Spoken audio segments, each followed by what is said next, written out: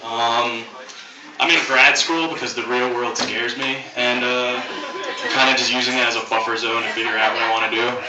And I got an A in my medieval women class, which just goes to show that I know a lot about women who have been dead for thousands of years, but absolutely nothing about women that are alive right now. So, like, I can tell you everything there is to know about the wife of Bat's Tale, but I have no idea where the clit is. So it's just a weird.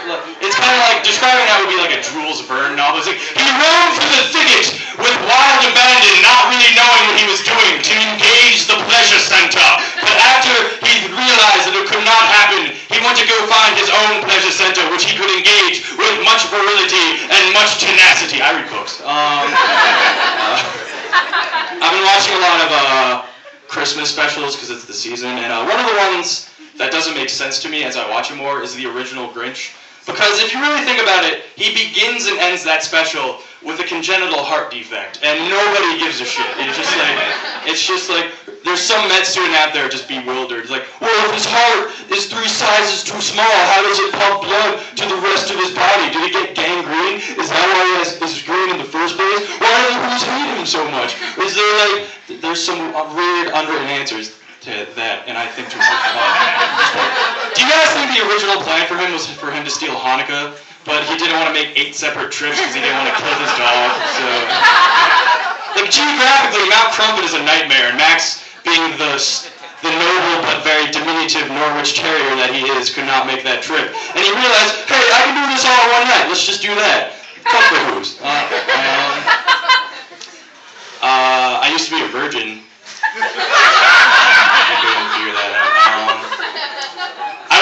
I lost my virginity, but that's another boring story. That would take too little of your time.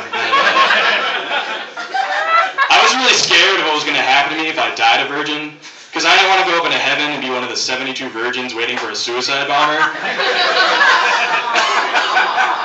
Because knowing my life, that'd be bad enough, but I'd be like 65th in line, and he would be tired, and he wouldn't be into it, and I'd be so excited for that opportunity.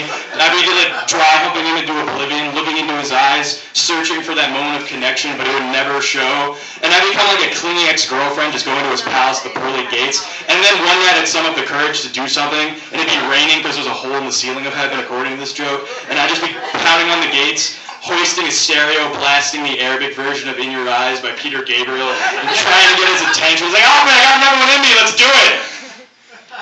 Now do you understand why I used to be a virgin after you read? No. I look like Tom Brady and Andy Samberg had a baby and then kicked it down a flight of stairs.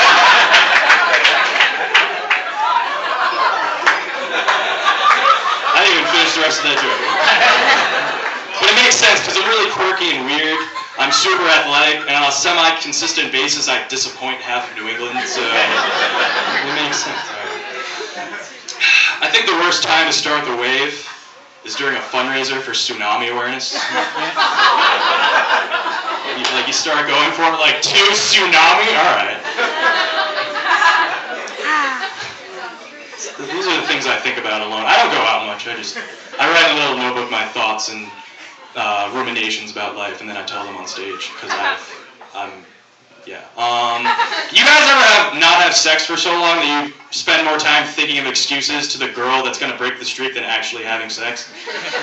Because I do. And it's one of those things where it's going to happen. It's like, babe, I'm really sorry, but I watched Fern Gully on the way here, and I was really amped up and excited, and I didn't expect it to lead to anything. So, as you can probably tell, my brother is entering the monastery. I don't know how you could tell that, but I like to jump to conclusions. But he's entering the monastery, which just makes me standing talking about my penis really insignificant. But that's another story. It's just one of those things where my mom tells strangers how our lives are going, and it just decreases in significance each time. And it's just like, oh, Mike's getting engaged and is moving with his girlfriend in Philly. Tim, after 14 rounds of chemo in 8 days, he beat cancer too. I forgot to mention that. He's a cancer survivor. So I'm just a piece of shit. And,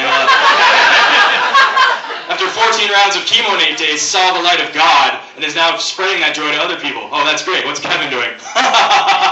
What's Kevin doing? Kevin's going around the tri-state area and telling dick jokes to strangers for no money. He's really the pride and joy of this family. No, it's okay that he has $100,000 in student loan debt. He can talk about his dick as much as he wants as long as it makes him happy.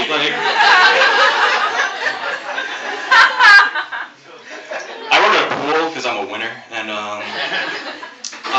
kids are weird. Sometimes like I just listen to kids and they write jokes because I'm greedy like that. I don't like thinking for myself. But this kid comes up to me when I'm on stand, completely unprovoked, and was like, "Hey Kevin, would you rather eat a towel or kill Obama?" And I'm just like, "You're 10 years old and you're already a Republican. You have so much time to choose. What are you doing?"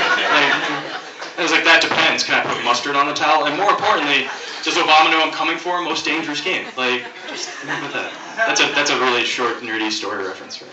You can Google that later. You probably won't.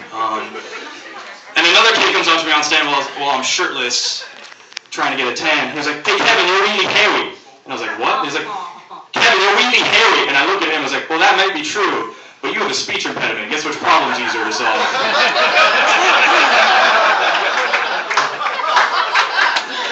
5 minutes in a razor for me, 25 years through, suffering through the PHs and hooked on phonics, so game on, bitch. I just get really angry. I'm going to leave it at that. That was good. Merry Christmas, everyone. This is my area of agreements, and it's for Festivus. I'm going to give it back to the Lord.